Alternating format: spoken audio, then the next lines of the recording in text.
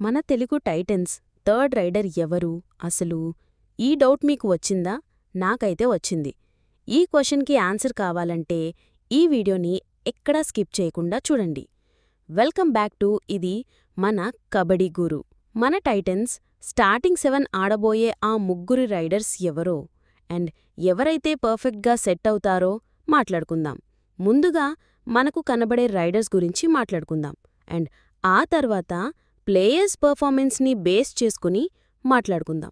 ముందుగా మనకు కనబడే రైడర్స్ని చూసుకుంటే number 1 Bharat Hooda, number 2 Vijay Malik, number 3 Ashish Narwal. Maximum starting 7 ఆడబోయే రైడర్స్ అయితే వీళ్ళే. కానీ మన టైటన్స్ రైడింగ్లో ఇంకొక ఎక్సలెంట్ టాలెంట్ ఉన్న రైడర్ కూడా ఉన్నాడు. అతను ఎవరో కాదు, జై భగవాన్. ఎందుకంటే అతని గేమ్లో టెక్నిక్స్ అండ్ స్కిల్స్ కూడా చాలా బావుంటాయి.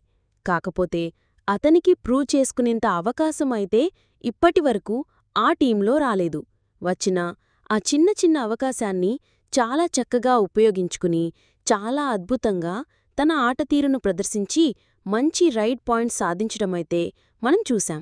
కానీ ప్రస్తుతం ఈ సీజన్లో తనను తాను ప్రూవ్ చేసుకుంటే స్టార్టింగ్ 7లో ఆడే అవకాశమైతే వచ్చే ఛాన్సెస్ చాలా ఎక్కువగా ఉన్నాయి.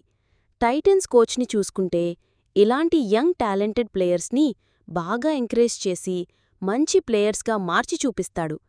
జై భగవాన్ ఈ సీజన్లో క్రిషన్ హుడా సర్ చేతిలో మంచిగా గ్రూమ్ అయ్యే అవకాశం ఉంది.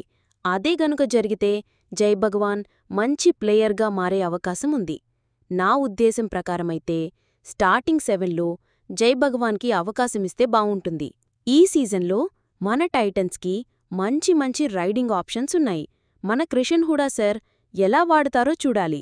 మీకు స్టార్టింగ్ 7లో ఎవరు ఉంటే బావుంటుందో కామెంట్ చేయండి గాయ్స్. ఇంకొకటి, వెళ్లే ముందు మన ఛానల్ సబ్స్క్రైబ్ చేయడం మర్చిపోకండి గాయ్స్.